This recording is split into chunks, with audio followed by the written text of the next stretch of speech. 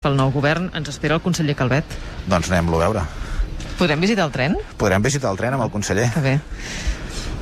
Conseller Calvet, molt bon dia. Molt bon dia. Aquí al costat d'un tren nou, eh? Sí, un tren nou que avui us presentem, que és fruit d'un gran esforç del govern de la Generalitat, de Ferrocarrils de la Generalitat, per donar més bon servei als ciutadans.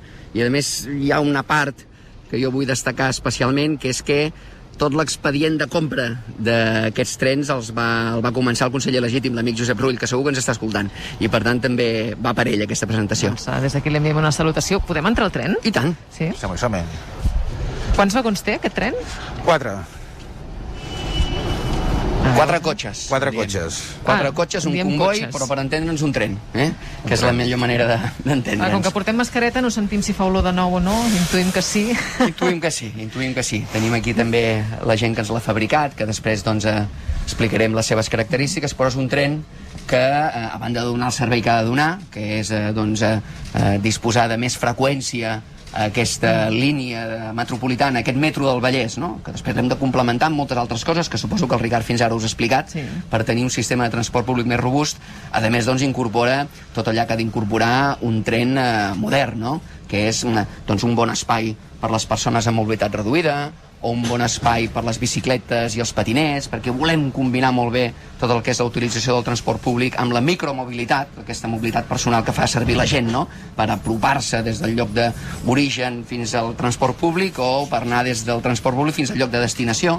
Per tant, tot aquest espai molt ben pensat, molt ergonòmic. I després també un altre element fonamental, que és que hi ha carregadors. Això també ho tenim en les sèries anteriors, però tenim aquests carregadors. Això és una meravella, conseller, perquè avui que anem tots connectats a aparells tecnològics, USB i carregador a cada seient. Sí, per cada seient. Això en la sèrie anterior ho tenim en alguns seients, però en aquests ho posem en tots, no? Perquè, vaja, no sé si... Jo soc molt usuari del transport públic i gairebé tothom va mirant el mòbil o la tablet, no? Perquè és la manera que continues connectat amb el món, no? I més ara que demanem que hi hagi silenci dins els trens, no? Demanem que la gent no parli per tot el tema mesures Covid, això és una petició, i la gent ho compleix bastant, però clar, la gent va mirant el mòbil. Doncs en els trens, els que ja teníem, però en aquests nous, tenim aquesta oferta completa de carregar. Pel que fa a la distribució dels seients, es recupera la tradicional de 4 seients, 2 a banda i banda. Hi ha una filera també d'aquests que van en paral·lel enganxats a les finestres, però no tants com n'hi havia en alguns dels que estan ara funcionant. La configuració és una miqueta diferent. Les portes, no? Ricard, això els has explicat, les portes sí que van en un lloc fixe i a partir... Vaja, és que tot el món ferroviari és molt apassionant des del punt de vista tècnic, no? I ens agrada explicar-ho, no? Però al final aquí el que compta és el servei al ciutadà, i aquest és un tren que té molta capacitat, que té un 25% de seients, i la configuració, acaba sent la més adequada segons les característiques físiques del tren. No és un tren una mica més, abans ho comentàvem amb el teu equip, Ricard, més vertical, per tant dona una sensació de més amplitud, hem integrat alguns elements, i per tant serà un tren que nosaltres creiem que la gent valorarà molt positivament. Com valoren també les sèries anteriors, els 112 i els 113, no? Que eren els 115. Els 114 són els que utilitzem per tot el tema del Tibidabo, no? Però és un tren que donarà un bon servei, que al final és el que busquem, que hi hagi més bon servei. Pensin que aquí estem intentant incrementar molt el nombre de trens, anirem bàsicament al màxim de la capacitat de la línia, tant del túnel com de la pròpia línia, però anirem a freqüències de metro. Això no sé si ho has explicat també, Ricard, fins ara, exacte, però jo he vist que a Sant Cugat i utilitzo molt els ferrocarrils, no? Llavors, hores d'ara, mires l'horari. És molt freqüent en dies laborables i en hores punta, però encara mires l'horari, no? A partir de l'entrada en servei d'aquests 15 trens nous, que això serà progressiu, podrem passar a un servei per freqüència, no per horari. Aquest servei per freqüència vol dir que tu miràs i com passa el metro, agafaràs el tren, el metro en aquest cas. Tindràs un rellotge que anirà marcant el temps que queda per arribar al tren. Com el metro. Aquest servei per freqüència, això lògicament Ferrocarrils ho demanarà a l'ATM, que és el servei, el consorci que ens serveix per gestionar de manera integrada tot el transport públic, el de Rodalies, el de DMB, perquè al final aquest servei per freqüència el que ha de fer també és anar ben coordinat amb la resta de transport públic, metro, tramvia, bus i rodalies. Doncs deixem el president de Ferrocarrils aquí dalt del tren, Ricard Font. Moltíssimes gràcies. Gràcies, Ricard. Tu i el teu equip. Tornem amb el conseller a fer el recorregut per aquestes instal·lacions. Veig que l'estan esperant, per la roda de premsa que farà després. Sí, la farem una mica més tard, amb la gent, amb els fabricants i amb tothom, tots els companys vostres que també vulguin venir, perquè creiem que és un bon moment que serveix per ensenyar, mostrar un tren nou, és un moment que serveix sobretot per també evidenciar, per mostrar, per posar en valor aquesta aposta per la mobilitat sostenible que fem des del govern, que bàsicament passa per, la recepta és molt complexa, però l'ingredient principal és més i millor transport públic. Estem parlant de millorar aquest metro del Vallès, però també d'interconnectar-lo amb la línia del Baix Llobregat, amb la línia 8, però també estem parlant d'altres projectes d'altres operadors, acabar la línia 9, unir els tramvies per la Diagonal. Sí, però això ja hem pogut estructurar l'operació financera per poder-ho fer, i això ho hem presentat ara fa relativament poc. La línia 9 la tenim completa pels extrems, la que va des del Camp Nou, per entendre'ns, cap a l'Hospitalet, al Prat, a l'aeroport i Zona Franca, i per l'altre extrem, la que va des de Sant Andreu cap a Badalona, Sant Adrià, Santa Coloma, Sant Adrià i Badalona, no? Ens falta unir la part central i això ja ho tenim programat. Ho fem a pressupost. És veritat que si tenim fons europeus o si tenim inclús finançament europeu, accelerarem. Però en tot cas ho hem programat per poder-ho fer a pressupost. I per tant el calendari que hem posat sobre la taula és un calendari cert. Jo crec que segurament per molta de la gent que ens estigui escoltant pugui resultar difícil d'entendre que projectes com els de la línia 9 s'allarguin tant en el temps i comportin una despesa tan gran de diners sense acabar de resoldre-ho. Com pot ser? Què és el que falla en aquests casos? Bé, no podem oblidar que hem passat una crisi financera brutal. I per tant qualsevol projecte d'obra pública, qualsevol inversió es va veure afectat per aquesta crisi financera. Nosaltres hem passat uns anys refent l'estructura financera de tot el govern i de tots els projectes, no? Però també és veritat que hi va haver un projecte inicial de fa molts anys, de fet això ho va començar el conseller Pere Macias, tot el tema de la línia 9, que es va veure també incrementat tant per, diguéssim, noves prestacions de la línia, allargament, més estacions, com per seguretat, recordem el que va passar al Carmel. I per tant aquí sí, hi va haver un increment de pressupost important, però el que importa és que ara tenim programat, insisteixo, a pressupost, si tenim fons europeus, com ha passat en altres llocs, per cert, hi ha infraestructures ferroviàries a Madrid que han rebut fons europeus. Aquí no n'hem rebut, i per tant hem de programar-ho a pressupost, no? Però el calendari que tenim és cert i ho finalitzarem. I mentrestant hem anat fent coses, perquè la línia 9, en aquesta legislatura, hem inaugurat moltes estacions noves, dues a l'Hospitalet, dues a la zona del passeig de la Zona Franca de Barcelona, les del viaducte de la Zona Franca, que apropen treballadors als seus llocs de treball, no? I estem a punt d'inaugurar-ne 3 més. Ara que parlava dels fons europeus, clar, sap que avui una de les notícies de capçalera és aquest anunci que ha fet el govern espanyol de voler fer de pagament totes les autopistes i autovies de l'Estat d'aquí a 3 anys. El 2024 està vinculat al projecte per accedir als fons europeus que han presentat a Brussel·les. Clar, i coincideix amb la notícia, amb el compte enrere dels catalans per deixar de pagar peatges aquest 31 d'agost. No és contradictori?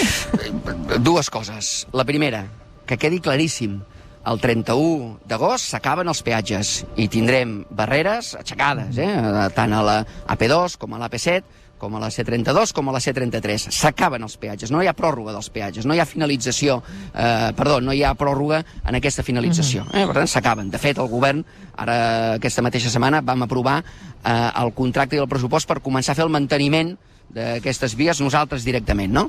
Això és un tema. Per tant, això vull deixar-ho molt clar. Els peatges s'acaben. Segon, el govern espanyol va tard i malament, com sempre. Va tard i malament. Per què?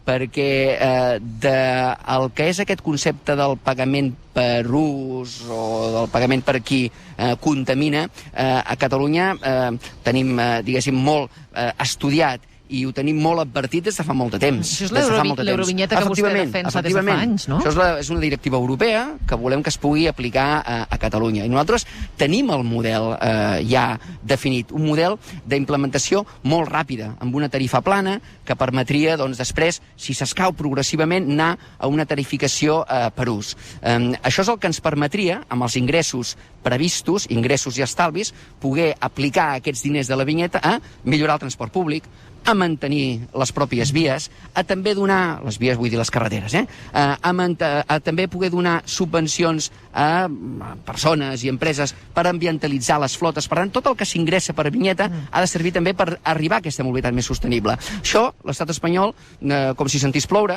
ho ha anat negant. Nosaltres ja els advertíem que aquest era un tema que seria d'obligat compliment per Europa, i al final arriba que, quan presenten els papers a Europa, doncs han d'incloure aquest concepte, no? I ho fan d'una manera equívoca, ho fan anant cap a aquesta situació final de pagament per ús que seria equiparable a un peatge. Nosaltres no diem això, nosaltres ja haguéssim volgut que es comencés a aplicar la directiva tal com han fet gairebé tots els països europeus, que és en aquesta etapa transitòria, tot lo llarga que faci falta, però transitòria de tarifa plana, no?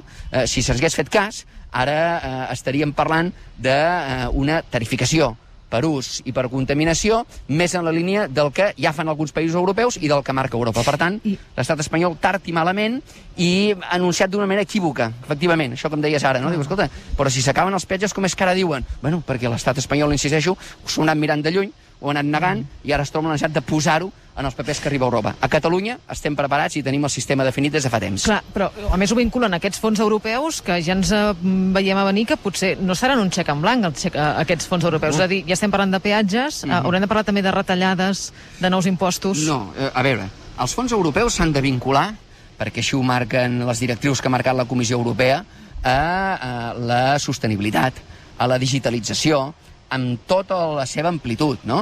Per exemple, quan parlem de sostenibilitat, lògicament hem de parlar de tarificació ambiental o hem de parlar d'impostos ambientals finalistes.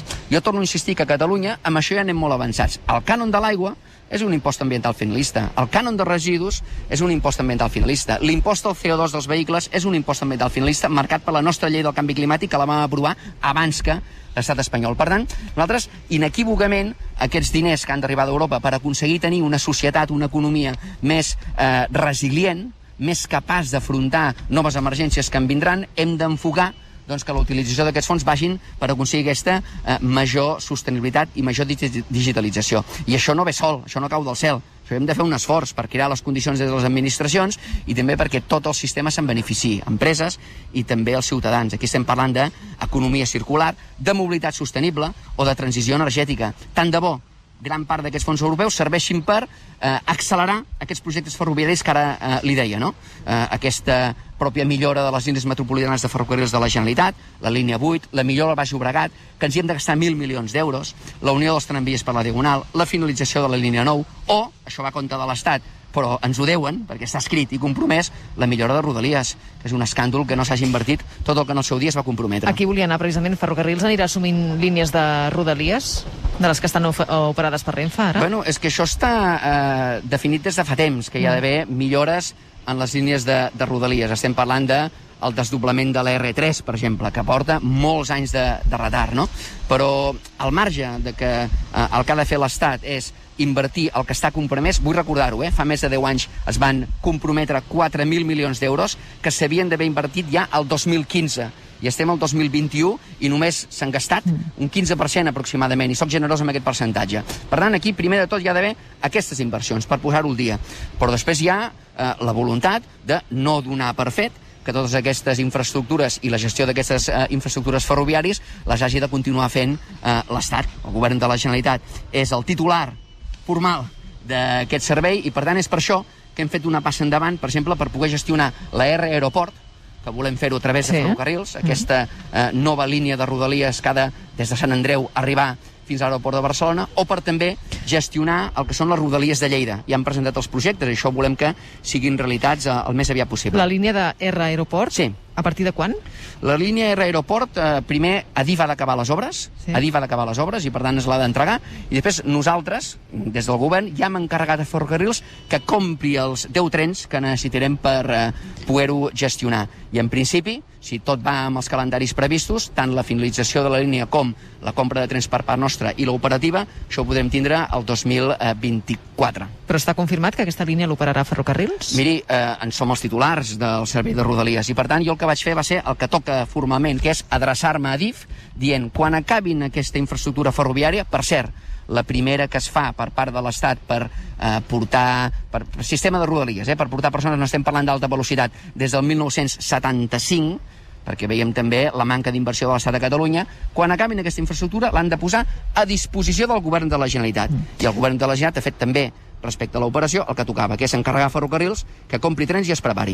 Una altra qüestió important en l'àmbit de la mobilitat, la T-mobilitat, aquesta targeta permanent per viatjar dins de l'àrea metropolitana, integrant diferents tipus de transports. Es comença a provar el mes de juny, amb una prova pilot. Amb quines targetes es començarà a provar? Amb la T-usual, per exemple? A veure, la T-mobilitat, la nostra intenció no és que només serveixi a l'àrea metropolitana, és el sistema de gestió del transport públic per a tot Catalunya. Això s'anirà implementant progressivament.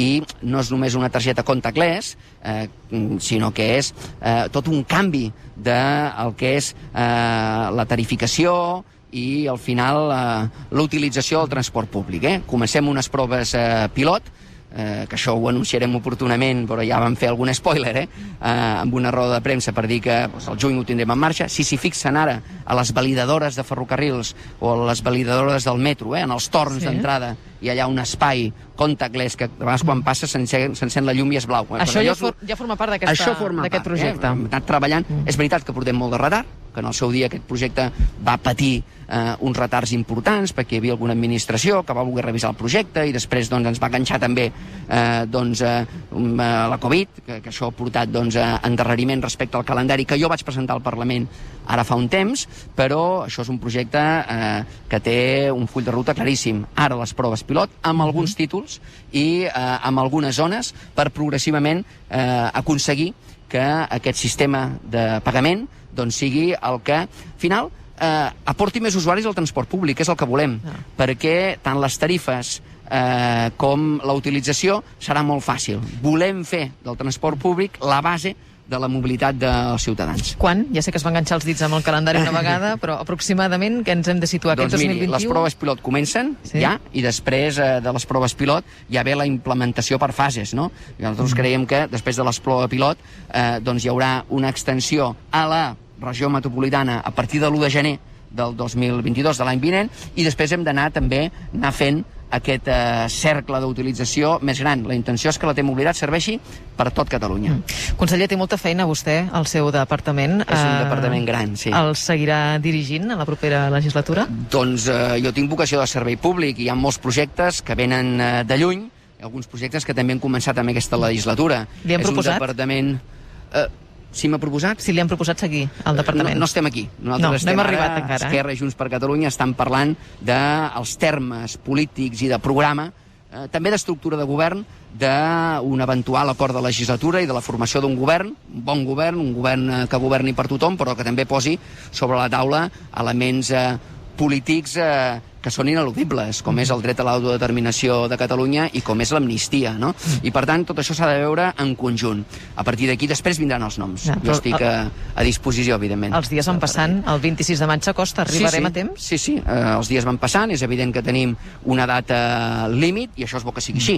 En tot cas, el que hem de fer és que les negociacions avancin amb solidesa. I ho estan fent? Li consta? Sí, em consta. Nosaltres, per exemple, estem aportant en aquesta negociació tots els elements de polítiques d'habitatge o polítiques d'infraestructures o polítiques de mobilitat o polítiques de transició energètica o de conservació del medi natural i la biodiversitat que formin part d'un programa de govern robust. Després vindran les estructures i els noms, i en tot cas el Departament de Territori i les persones que formem part de l'equip directiu del Departament de Territori el que fem és estar al servei de la gent. Què suposaria per Junts quedar fora del govern? La veritat, si en aquests moments Esquerra i Junts per Catalunya, que són els dos partits que, degut al resultat electoral, estan en disposició de fer un acord i governar, jo no contemplo cap altra possibilitat. Estem en aquesta línia, fent un acord. Segurament la percepció és més lent del que alguns voldrien, però l'estem fent de manera molt sòlida, s'ha dit moltes ocasions, no per ràpid, ha de ser més bo. El que volem és que sigui bo, i per tant de fer un govern que serveixi a la gent, a l'economia del país. Estem vivint un moment de patiment, no? Perquè l'emergència sanitària ha comportat també emergència econòmica. Hi ha temes ineludibles en polítiques d'habitatge o en polítiques d'infraestructures, els que anomenàvem ara, no? O la pròpia gestió dels fons europeus, que ha d'anar molt orientada a temes que afecten molt el departament. Parlàvem ara de transició energètica, no? Però, sobretot, això el que ha de ser és molt robust. I, per tant, el calendari que hi és i que és bo que sigui així, nosaltres l'entenem com la capacitat per donar robustesa amb aquest acord de legislatura i en el govern. Conseller Calvet, moltíssimes gràcies. Moltíssimes gràcies a vosaltres, moltes gràcies per fer el programa des d'aquí, des del cor de Rubí. Ens han acollit molt bé, No esperava menys de la gent de Ferrocarrils. Som una empresa de servei al ciutadà i vosaltres com a emissora pública, com a mitjà públic, us agraïm moltíssim que també feu aquest paper d'explicar com estem millorant el transport públic en benefici de la gent del país. A més, hem tingut aquest privilegi de trepitjar per primer cop els nous trens. Per tant, moltíssimes gràcies, conseller. Moltes gràcies a vosaltres. Vagi molt bé la presentació.